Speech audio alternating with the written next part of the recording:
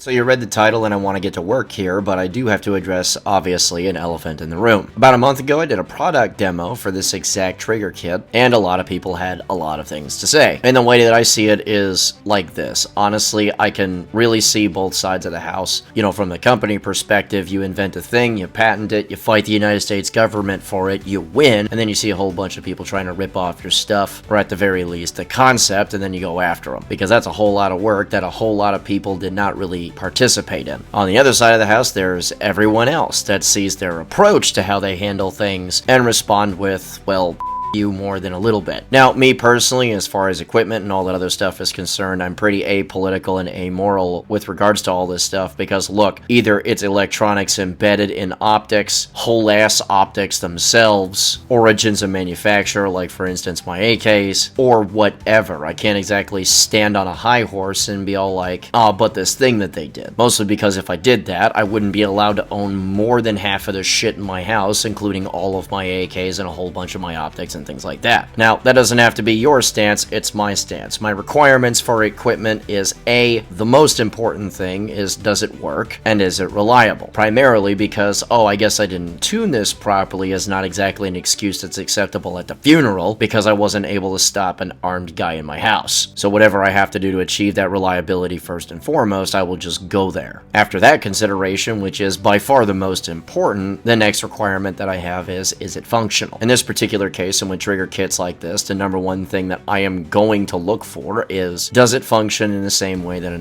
M4 trigger does? Because I am absolutely not putting a cross bolt in my friggin' AR. There's a bunch of really good reasons as to why we went away from that, and I'm not here for a gimmick, I'm here for a piece of equipment that enhances my capabilities. So really, A, is it reliable, and B, is it a pain in my ass, are the two big things that I really do look for. And again, that's my personal perspective and opinion on the matter. You're allowed to have a different one, and you're definitely allowed to shout at me in the freaking comments below. But now that we've addressed this, let's go ahead and talk about the 6,000 rounds that I put through this thing, because like I said, after the product demo, I was going to do a review with my standard total round count for at least an initial review, and one way or another, we're going to see if this thing can hang. So, now that that is out of the way, let's get down to business. Alright, so as far as this individual unit's service history is concerned, it's not very long, but it's been pretty active, because I've had this for about a month, and we've already completed our initial 6,000 round review process. Now, originally, when I did the product demo, that was 1,500 rounds, but then I actually ended up with a little bit of help. One of my soldiers was going to take a 3-day class set from me, and each 3-day class set is 2,100 rounds. After this, a couple weeks later, I was set to teach a class of the same type in Pennsylvania. Now, I had originally planned to shoot all of these rounds myself, however, my wife decided that she was going to take this class as well. So, hey, great, that's another 2,100 rounds that I get to jam into this in a pretty short amount of time, and in addition to that, I was going to go ahead and do demos with it as well. And unfortunately, I probably should have taken a look at the age of the upper that I put on this lower, simply because at the very end of this class, the barrel in this upper reached the end of its service life, and it started to battle ship into cardboard, which, okay, that's no big deal. I wanted this whole thing to go down in the same configuration. But hey, that's okay. The review is really on what's going on in the lower rather than the upper, so no big deal. Barrel changeover to more of an M4 profile anyway, although this is a 16-inch with a SOCOM profile underneath the handguard, but the same gas system. And after that was done, a quick zero reliability check, and then we did the last filming day, which was about 800 rounds. So if you're doing some math, it's 1,500. We can round down to 2,000 more. I did some demo stuff on top of that, and then I finished it off. Now, I'm not exactly sure how many rounds we fired on this filming day, but suffice to say, I had bought the rest of the count, and I finished it up. But hey, cool, we actually put a pretty heavy volume through this on one lower in a really short amount of time, so I figured that that's a pretty solid evaluation of this entire thing. And as you can probably, and well, rightly assume, the vast majority of the ammunition shot through this was actually in semi-auto, because the idea that Rare Breed is really going for here is enhanced capability inside of a general purpose rifle. And anytime that you go to the enhanced semi-auto mode. That would be for specific use cases, tactics, and applications. And oh, also, by the way, as far as ammunition that was fed through the thing, I sort of made sure that it was fairly low-powered trash house stuff that most people would be practicing with anyway. So none of the good stuff got fed through my rifle while reviewing this whole thing. It's instead the vast majority of which would have been PMC Bronze and one case of Wolf Military Classic that I managed to just find and snatch up from SG. Because as I was going down the rabbit hole for this whole thing, I was starting to hear stuff about tuning rifles, gas systems that work, gas systems that don't, and I figured that with the gas system that I had, which was carbine linked with a regular H2 buffer and a regular carbine chrome silicon spring that was in the gun, I figured that if it was going to choke up in this configuration, it was with the low power stuff. And by the way, if it choked up with it a whole lot, I would have graded it an instant fail, because how the hell am I supposed to train with the thing if I can't use trash house ammunition? But now that we talked about its overall service history, let's go ahead and talk about the trigger kit's performance.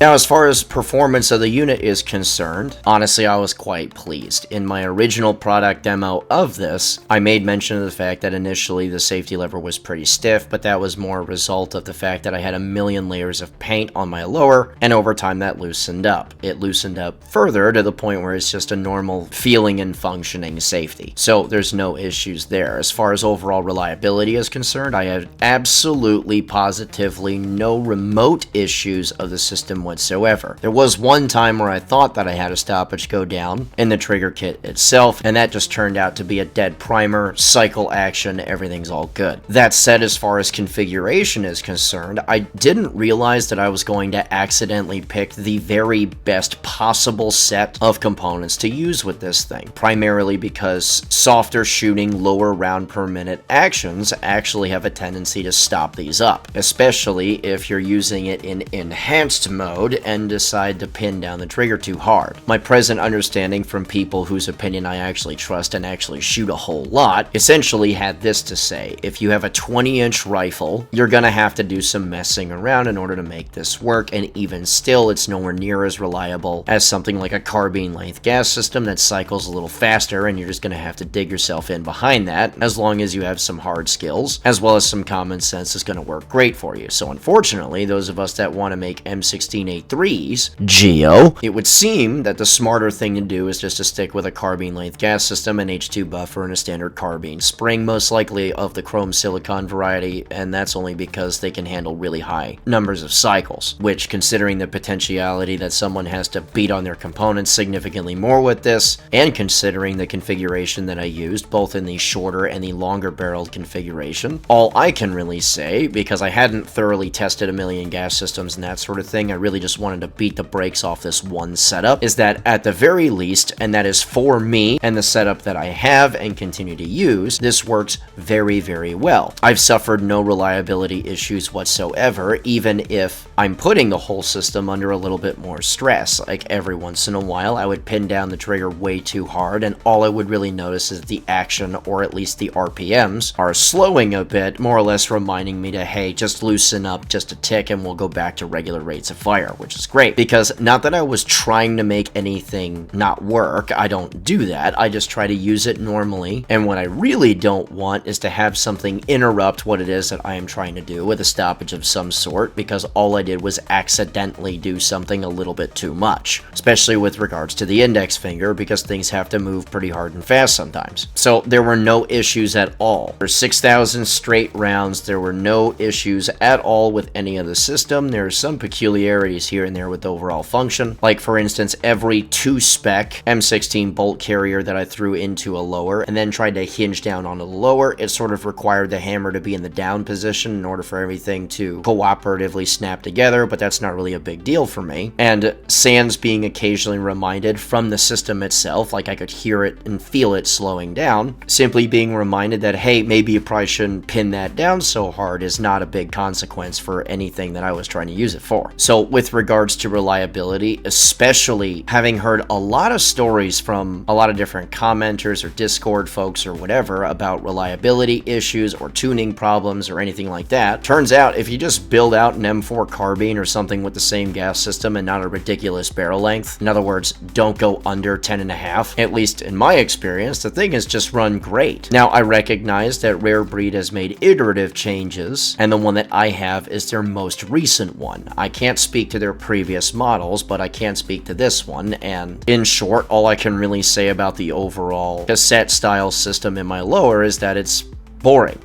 which is the greatest compliment that I can give it, really. I suffered no issues going through my regular drill sets to properly train this capability in which, yeah, a lot of people asked me what drills that they could do to better prepare themselves for things like this or how to properly utilize their enhanced semi-auto. And while this is a gigantic subject that has a lot to do with tactics, techniques, methods of keeping the gun cool or letting it breathe, what I can really boil it down to is a set of heavily abbreviated principles. Now, the first one really is psychological impact, because when people start taking fire, they get the adrenaline pumping and that sort of deal. And for those that want a fight, simply taking fire, in a lot of cases, just makes them more excitable. And that's in the bad way, of course. Deadly accurate fire in semi-auto puts lots of people on edge, or is usually when the morale starts to get squeezed out of folks that were interested in that fight in the first place. Deadly accurate enhanced semi-auto has a crushing effect on morale, because that's usually when people have figured out that they've lost at that point. So that's the one. Another is as a breakout tool. React to ambush is really nasty business. They really got you right by the friggin' belt buckle, and something that can seriously help you is just a whole wall of angry bees going in that direction and doing really dangerous things to opposing force. Executing this well and organized, for the most part, has saved a lot of folks from an otherwise really grisly fate. And the two biggest ones, primarily with regards to civilian application for pick the scenario really, is A, geography denial, especially if you have more than one talking back and forth with each other so that you can keep the guns up for long periods. Taking terrain away or area denying things with a general purpose rifle, or a few of them, can more or less set the tone or buy time for whatever it is that you need to do. And lastly is two different types of noisemaker under different sets of circumstances. One different type of noisemaker that you really want is to more or less let a bunch of dudes know, hey, you're under attack and you're not gonna win. Or, based on another set of circumstances, you may want to draw fire. And that is exactly what it sounds like. You're trying to attract attention so that a move that they don't see as coming can occur. And yes, how good you are with it also has a lot to do with suppression and things like that. I am really taking a huge broad paintbrush with this. I'm just sort of trying to sum it up, because talking about it in depth takes me a really long time. But the point is that there's a whole lot that you can do with something like this if you understand these basic principles, and if you understand more or less the fundamentals of enhanced semi-automatic fire. As far as individual shooting techniques go, holding low left is a good start. How far low left you hold on the guy is more or less determined by distance. And the other is light switch theory. You're either on or off. You're not trying to press it like a regular semi-auto shot, because you're not trying to split a hair. You're trying to have a 100% hit rate per burst, and that does not mean a 100% hit rate per individual round, because the whole point of this is to put the wall out, hurt the bad guys, and don't take a whole lot of time locking it down. And of course, if you have some hard skills, you can do this to some really impressive distances, especially if you start multiplying the number of dudes that have this. And it's not like this capability is lost. The concept of the IAR is something that the Marines have adopted for quite some time now in like all of their infantry units, and with how pathetic the spear is, it comes as absolutely no surprise that Ranger Regiment uses a smattering of URGIs, M27s, which yeah, they use a whole bunch of those now, and medium machine guns in conjunction with a soon-to-be heavily fitted magazine-fed 30mm grenade launcher. And I know I didn't name everything that they use, I'm just using that as an example. So if you have some skills and you know what you're doing, you can lock down a pretty big landscape and hurt bad dudes while you're doing it. What this means for the individual at the house, because I got a lot of questions about this, is what drills do you do? Well, in reality, like most things, it's a variety of things. You need to be able to really confidently work that selector and get the proper mode that you need for proper things. If I need to send individual rounds at greater distance to hit exactly what it is that I am shooting at, like everything else that most people train for, I need to be able to do that. But I also need to be able to seamlessly transition from the semi-auto mode to the enhanced semi-auto mode, which means changing positions from high to low, and not just in the prone either. You got to be able to get it done in the kneeling or the standing or a sitting. Big thing also that I noticed is that you need to be able to turn your body really far off your forward heading, handle what's over there, and then turn into it, because all things move and you better be able to, and you got to be able to lock that gun down even though your hips are pointed that way and you have to turn way over in one other direction. You need to be able to just lock onto the hold that you need in the low left once you go to that enhanced mode and make adjustments on the fly. You need to be able to work that confidently and go from the enhanced mode all the way to safe and transition to something like a pistol in a world where you have to be self-sufficient, which means the handgun's coming with you. And in conjunction with this, you have to be able to confidently manipulate the weapon system. There's a whole lot of people, for instance, that genuinely think that practicing an emergency reload with dedication to it is more or less an ancient and out of practice move for folks when you should be focused on just the shooting part. Well, if we start talking about an IAR concept, suddenly unconscious and accurate reloads are something that we really have to have down now, because at least in my eyes and based off my experience, 60 round drums and stuff like that are more or less useless, because I have to take space away from my body or my bag to fit this 160 round magazine, or really drum, when I could have just used that same space to stack 2 or more regular box magazines instead, and I don't have to throw anything specific to that one spot. Because frankly, if I'm going to carry 210 rounds on me or more, it's just easier to do that with regular 30-shot magazines.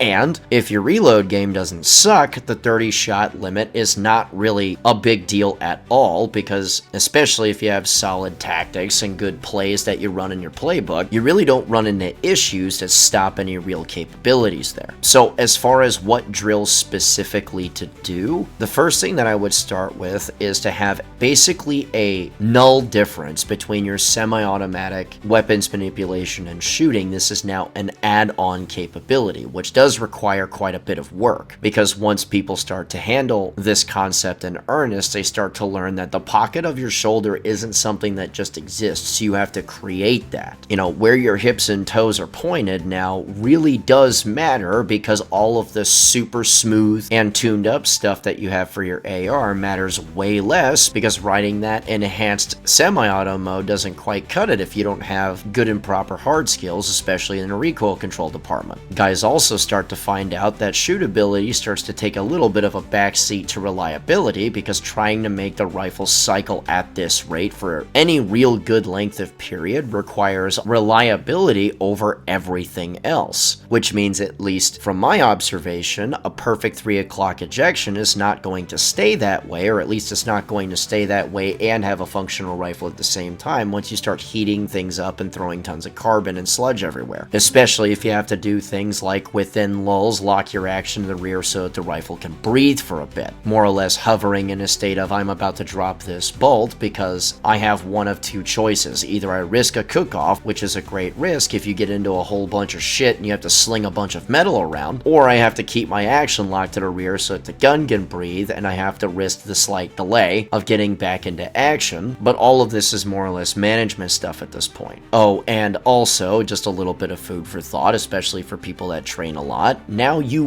will keep a spare bolt in your pistol grip, because you'll find out that if you do a whole lot of this GPR stuff in the way that a GPR is actually intended to be used, which is as an IAR, and for those that don't understand the acronyms, as General Purpose Rifle, which is really just an infantry automatic rifle, because the concepts for both are identical, you're gonna shear some bolt lugs, because the person responsible for the logistics impact of this whole thing is, well, you. And realistically speaking, you'll notice that throughout this entire talk, I have not made one mention as to fun or turning dirt or reburying trash or anything like that. And frankly, that's because I have a lot of experience around this particular concept, as I mentioned in the product demo that I did this previously, and also because I believe that this product right here is worthy of those considerations. Now, I recognize that because this is a rare breed video, there's going to be a big old furball of upset people in the comments. But frankly, I don't really care about that. What I'm gonna say instead is that this 100% works very,